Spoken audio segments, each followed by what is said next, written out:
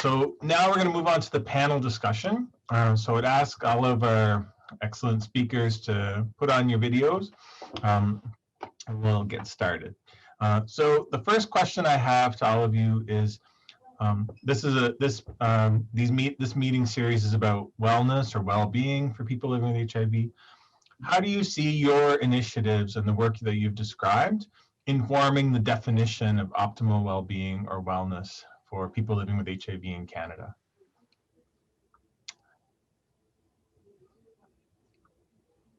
I won't pick anyone out to start unless no one speaks, and then I'll pointedly ask. Okay, I'm going to ask Ron. Ron, how do you see the work you described informing defining wellness or well-being for people aging with HIV? Oh, sure. Make the old white guy talk. You're a good talker. You know, I described a number of different projects I'm involved in, and not all of them. I've also been in an interesting study led by Kelly O'Brien, who's with us today and who will present tomorrow on the benefits of exercise in people aging with HIV. I'm happy to mention that project. Also didn't mention, but for example, at HQ, the Sexual Health Clinic for Men, one of the things I'm really pushing for, and I think I'm going to be, we're going to be successful, is in getting a screening clinic for anal precancer for gay men in place. In addition to what's available at the hospitals, this will make it much more accessible for people who are not connected to the immunodeficiency clinics, for example. So my answer to your question is that I think that the research I'm involved in picks away at the different domains in many different ways. And I think that the greatest progress we're going to make and the lowest hanging fruit is still all in the physical domain. And the real struggle is around the areas that I think many older people and people aging with HIV identify as the greatest challenges for them, which relate to their housing and their shelter and their food and their income and their social isolation. And these are not so easily fixed. And one of the things I would say that I've learned over the years through my community work is that we always need to ask ourselves whether we in quote unquote HIV can do it all, have to do it all, ought to do it all. Can we be, can we fix all of society's problems just because we're the folks in HIV and we're really great at community development and we're generally inclusive and learning always to be more inclusive? But my point is that when it comes to broader societal problems, I think that we need to face those in coalition and collaboration with other groups. So if we're addressing income, we should be working more with anti-poverty groups. We should be working more in alliance and collaboration with housing groups. So, research aside, research needs to lead to policy change and advocacy. And I think where we get let down every time is around our inability to tackle some of the larger problems through coalitions and collaborations.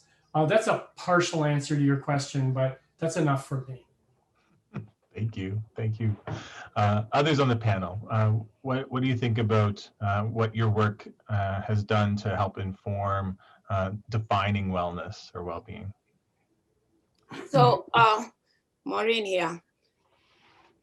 Just to add on what Ron said, I feel like we get forced into addressing these issues with the communities we work with and being the all one pack, solve all the issues that affect people living with HIV, which is not ideal, I agree.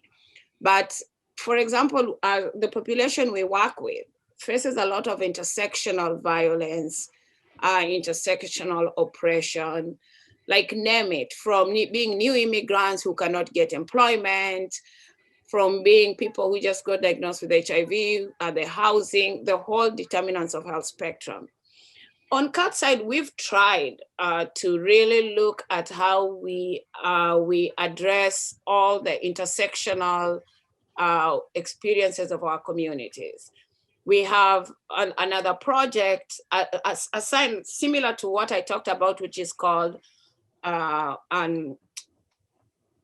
Integration and Opportunities, which is a project that supports people who want to get into employment or go to school. So it's kind of looking at planning for your future. So it's and we have funding, but one of the challenges we had is convincing PHAC that our community needs support with employment.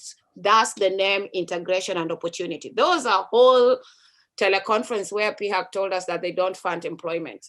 But again, people not being employed is a health issue. It's a social determinant of health. And how do we talk about health promotion and social determinants of health and how it impacts the general health and wellness of our communities? Black racialized people living with HIV actually age faster, I think.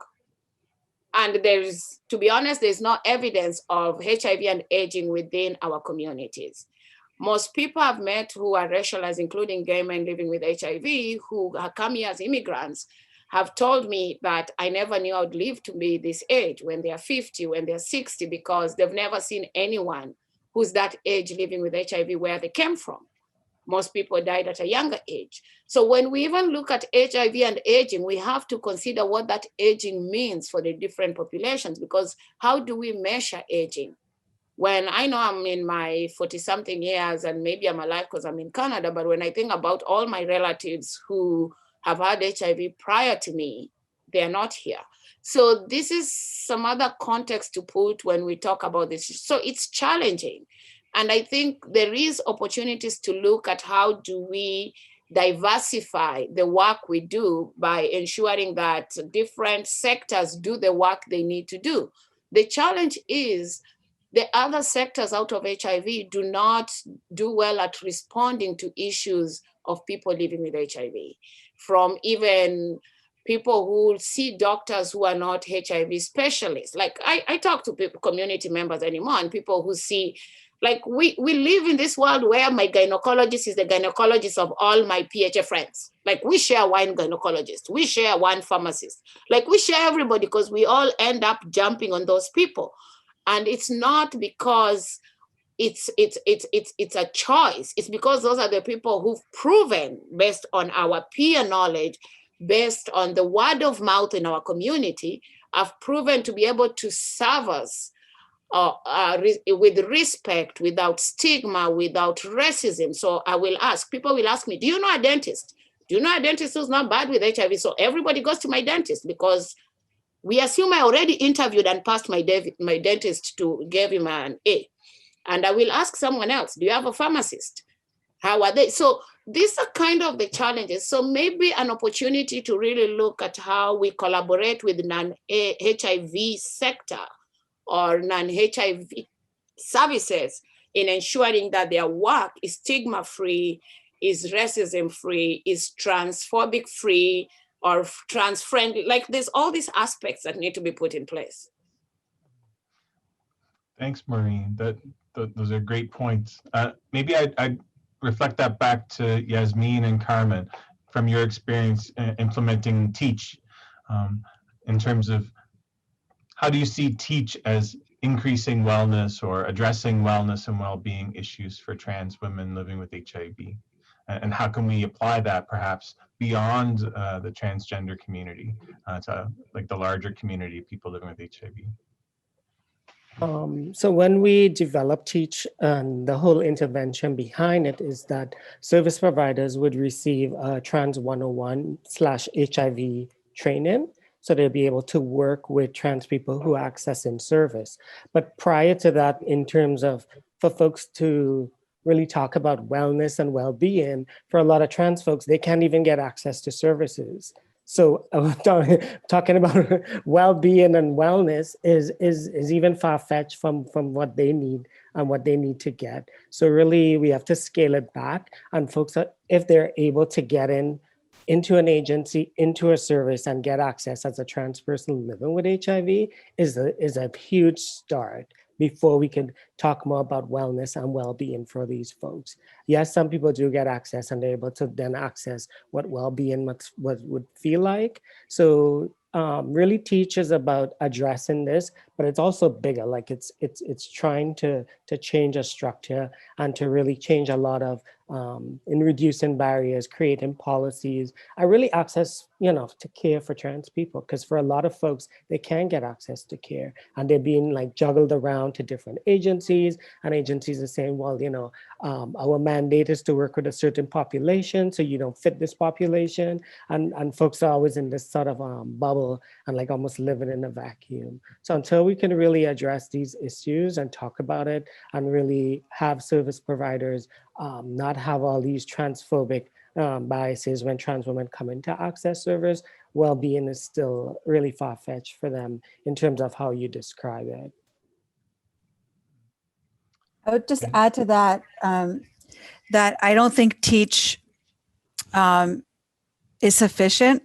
I think that we need a multi-level approach. So maybe CTN wants to fund something that builds and integrates transcending love and teach. So we have something that's actually for trans women, whether or not they're accessing health and social care, that we can still start impacting self-worth, self-value, and building peer support. And then we also have teach, which is really for health and social workers. So CTN folks, we're willing to develop a multi-level intervention that actually also centers the needs of trans women right now, not just people when they finally make it to the door for service. So Jason, I think you might have something to do with the CTN these days. Let us know. Reporting back. Thank you. Great. The next question I wanted to go on to is, what are the priorities or next steps for your work in terms of the work you've described? Maybe Muluba and Ahmed, what do you see as the next steps from the Connections Plus project and other youth-focused intervention, positive actions work that you've been doing? So I think for the next steps and priorities is definitely putting youth leaders in place. Not that we love, the adults like leading the group and stuff, but it does give that feel when it's a peer-to-peer groups, having those more connections and not having it, some quote from a youth that told me, like, not every day has to, I don't want every topic or conversation to be about HIV. So even just simple things where talking to each other and just having those peer conversations that can even be awkward in a sense. So we definitely want that. And looking at next steps is having more opportunities for that, engaging with if there's certain situations like engaging with sick kids or CHIO, for example. I know somebody from CHIO, and how that works like with the transition into adult care, because we do tend to lose a lot of kids in that. So engaging with those types of resources and giving them the information that we have garnered, that's definitely a highlight for me. Thank you. Yeah, no, I think you brought up a good point, especially talking about raising the next generation of leaders, because we are getting older, right? So eventually there's going to have to be another group that steps up to take our roles, right? And so I think the next steps is really what's so funny? It's true. At the end of the day, like I can't I'm say, not retired yet. We had this agreement 15 years ago. Let's not even go there. Please stop. I mean, eventually it's gonna happen. So basically, I think the next step is seeing how, like, what we did can really turn into a long-term sustainable system for the next generation and the next one after that, which hopefully by then this whole thing will be done anyway. But even if HIV goes away, youth are always going to need support, and there's always going to be a need for a community, for like support for our community. So yeah. Yeah, thank you. Yasmeen, I know you have to take off at 2:30. Is anything you'd like to add around priorities for next steps or central concepts about wellness that you feel have come out of your work? We've heard a lot of that stuff from you already, but any other parting words before you have to go? I just want, like, in terms of when we talk about wellness, we always have to remember to think of wellness with a cultural lens.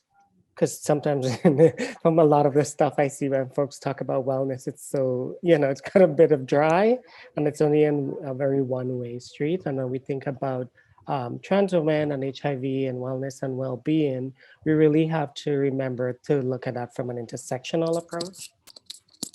That folks' lives are, fairly complex. But also when we think of well-being, we think of it for the folks that I work with around resilience. And despite of, all the barriers that trans women face access to care, despite all the violence, all the, history of systemic racism, that trans women living with HIV are still able to live their lives and move on and have a very sort of quote unquote positive outlook on life. So I think not to only leave with that trans women experience barriers and systemic, all these sort of like not so very nice stuff, but also to think that they have great lives also beyond this. And again, it's not only about HIV, it's much more than that for them. Thank you. Thank you. Maureen or Carmen or Ron, any other thoughts that you have about priorities for next steps? Ron, you described a lot of next steps in your work. So before I go into next steps, I need just to acknowledge that the population I work with, next step is probably a step where the rest of you are in 20 years ago. So it depends on what we mean by next steps. When I keep thinking about who do I work with, who do I talk to, who are the young people that I see every day, and Ahmed and Muluba, you're not aging. We put a stone on your head. You're just under 30 for at least the next 10 years. But the point is, I still have 14-year-old and 15-year-olds and 16-year-olds who have HIV who don't even know anything. And they're still trying to navigate what this means. And that's still where we were a few years ago. That is where I was when I met Ahmed at Ramada in 2007 or 2008. That's where we were when I met Muluba. So when I talk about next steps, I still feel like I'm still running in the same spot, even though I can stand here and proudly say I have a retirement plan, but then there's still all these other ones who are still in where we were and maybe worse off than then years ago. When I talk about even the concept of talking about racialized communities, really, we are a very small organization. We are like underfunded, the most underfunded organization that exists. We've tried, and I can say this with all my heart, to really look at wellness beyond everything. We've done programs on mental health, on employment, on aging, on substance use with our communities. We've gone ahead and supported the development of a compassionate clinic, Blue Dog Clinic. We've done, and now I don't even want to give my staff anything else to do because I have one staff who's running 20 projects with a salary of less than 40,000, and it's inhuman. It makes me not sleep because I feel like we are already overworking because our communities need so much responses. The response we need is not the response that, the HQ is going to get or anyone else is going to get. Let's just be realistic. We are not equally resourced in any way. And so I cannot even say what next steps are because I'm still running at the spot I was running on when I came to Canada in 2006. People I see are still going through what I went through in 2006. I sit and talk to people that way. So where am I moving to? Maybe I'm moving to 2008. 2006 was AIDS conference. Yeah, maybe I'm moving to Mexico AIDS conference in 2008. I don't know. But it's like running on the same spot. Thanks, Maureen. I wanted to move to some of the questions that have come up in the chat. One of the questions was reflected back from Ron's comment at the end of his presentation. If you're well, will you be happy? And the relationship between wellness and happiness. I think that's a really weighty question. And I wonder if people have any thoughts on that.